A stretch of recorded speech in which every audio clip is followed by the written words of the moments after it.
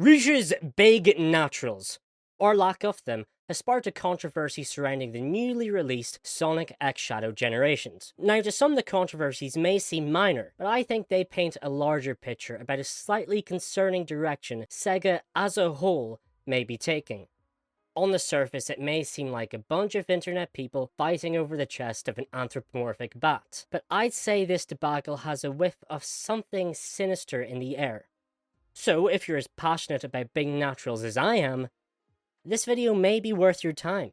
If you hadn't figured it out, the remaster of Sonic Generations censors the design of Rouge the Bat, specifically covering up her cleavage and her back. If you ask me, I'd say this is a stupid decision. The goal of a remaster should be to honor the intent of the original product, and not to, impose your own ideals onto it. Now, the main two arguments in favor of censoring Rouge's big naturals are these.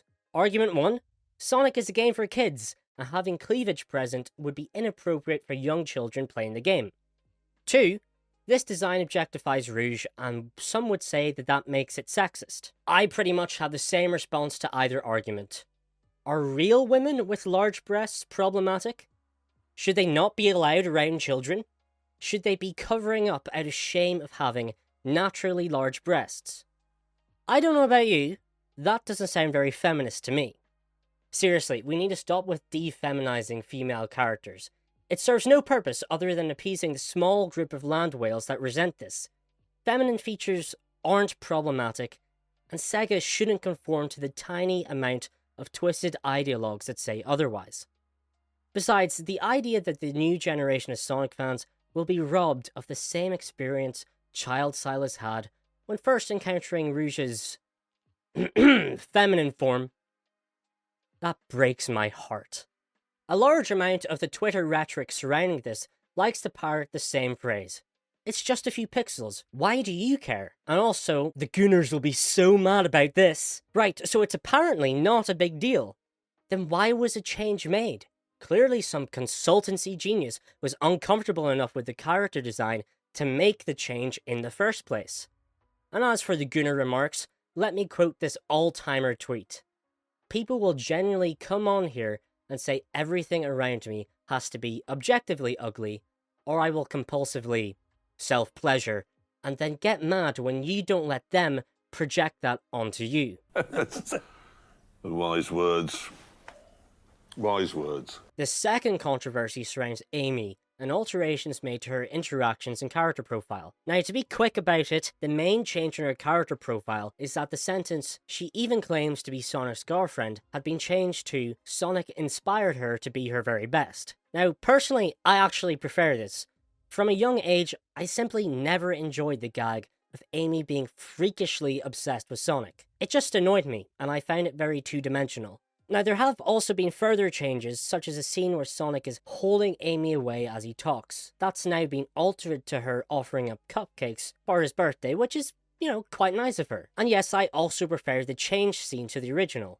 I don't find the gag in the original particularly funny, and I find the cupcake version to be a more endearing portrayal of her.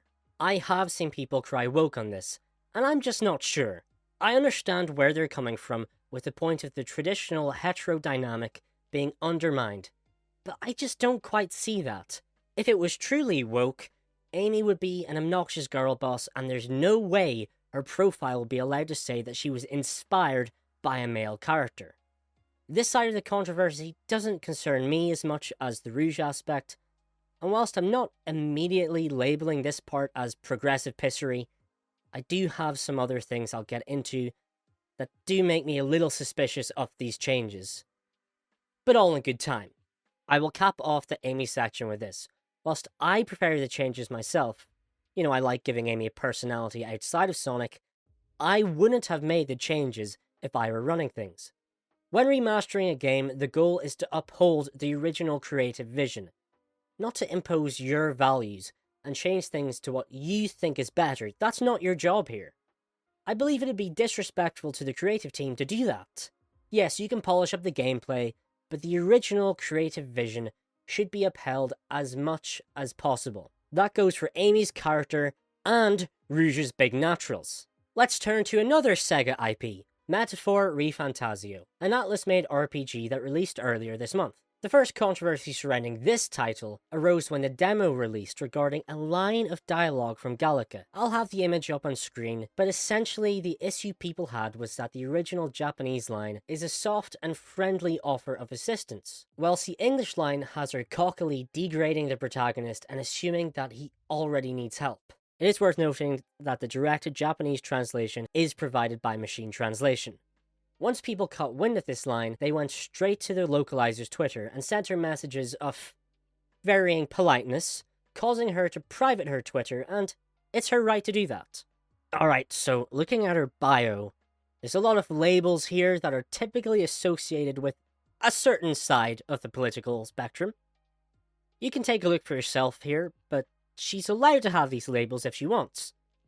Irrelevant of any views you may have on the labels, there is undeniably a correlation between people with Twitter bios of this nature and being ideologically charged. Typically ideologies that so far have only left a slew of destroyed franchises and companies in its wake. I'll leave that particular point there, but I do recommend you keep this in mind for my upcoming points. As for what I think of Metaphor's localization, well, I've only played for 10 hours, but I don't personally find Gallica to be abrasive or girl-bossy. The one line that people were freaking out over seemed to be an isolated incident of poor translation. I do want to stress that I don't blame people for being quite sensitive in these situations. The gaming industry is so ideologically infested, and none of these companies deserve our trust after the damage they've caused, but I personally just didn't mind the localization. I really just brought up this point to use the nature of the localizers they're hiring as context. The thing that caught my eye about Metaphor is Hulkenberg's backside. This is comically flat. Honestly, I don't know if I'm looking at someone's backside or just the state of Florida. This is a bad bit of character design, but what interests me here is this screenshot from earlier on in development. Let's play Spot the Difference here. It's a very easy difficulty level on this one. Okay, so this image confirms to us that at some point, a decision was made to reduce the size of Hulkenberg's rear. Comically reducing it, just to be clear. They flattened it so much it's not even about whether or not he has a nice rear. This change just actively harms the character model. It looks bad. Now this game is not for kids. It doesn't have that excuse to pull. This change is worrying and it does make you wonder where this decision came from and why it was made. It definitely does a lot of work to recontextualize the censorship of Rouge the Bat. That's for sure. We can never say for sure whether or not this was ideologically motivated, but I think it's telling that her rear was reduced to a ridiculous degree. If you're not convinced, let's get into the next point, which should shine a very different light on everything I've said thus far. Recently, Sega have been making a big deal of their new push to appeal to international markets. A sound idea, Sega. There's a lot of potential customers out there in the world. But to anyone with experience of their favorite things being ruined, this will immediately tighten your sphincter a little. The dangers of appealing to the international market is just who ends up advising on this matter. It leaves a business wide open to being infiltrated by extreme minority ideologies that are masquerading as Western values. This calls to mind the interesting nature of the localizers Sega have hired recently. Here's the kicker.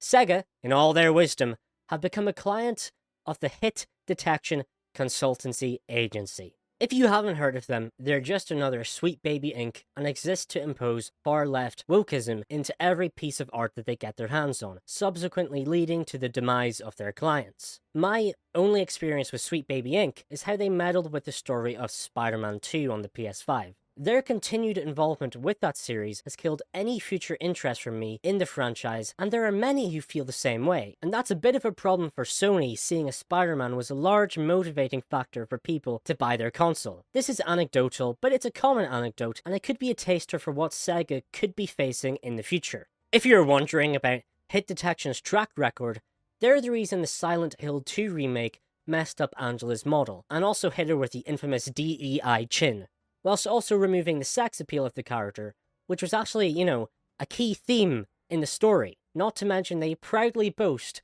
the disastrous Alan Wake 2 on their website homepage. The presence of Hit Detection shines a new perspective on all the aforementioned changes, even the Amy changes that I said I prefer. As much as I like the new direction for Amy that Frontier started, Now that I know they're likely the result of an ideological Western consultancy firm, it leaves a foul taste in my mouth. It's annoying because Sega already appeals to the international markets anyway.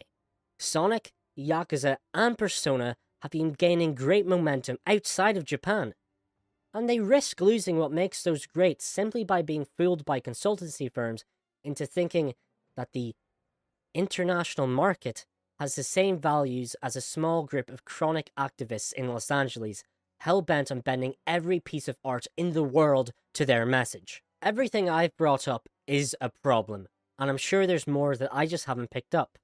Removing Rouge's big naturals, neutering Amy's feeling, Hulkenberg's rear end, and yes, like I said in a previous video, Sega neglecting to block Paramount DEI-invoked human subplots that derail and harm the script of the Sonic movies.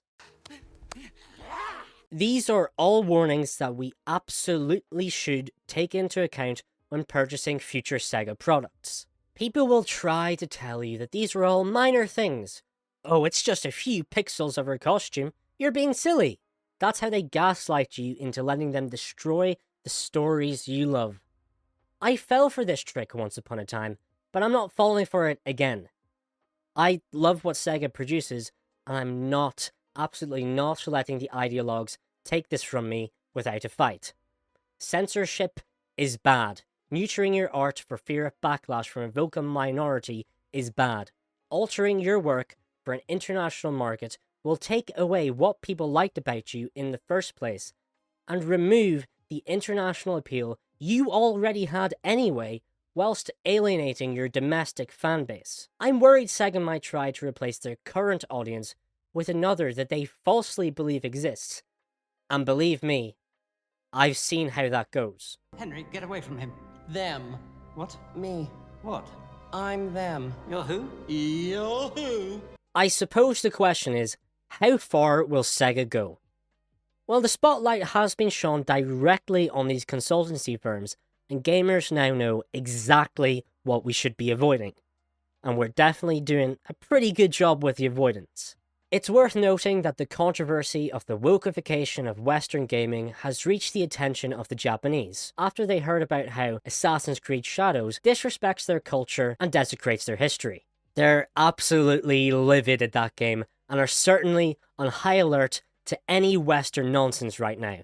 This would give Japanese companies like Sega pause in their efforts to ideologify, seeing as their core audience of the homogeneous civilization of Japan will not stand for any desexualization and wokeification, and they'd certainly mobilize very effectively against any company that would try to do so. Seriously, bringing censorship to Japan is like wearing a Rangers shirt to an SNP rally.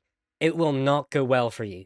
If I had to predict what will actually happen, Sega will take one step too far and land itself in a controversy that will harm the sales of whatever product sparked the hypothetical backlash.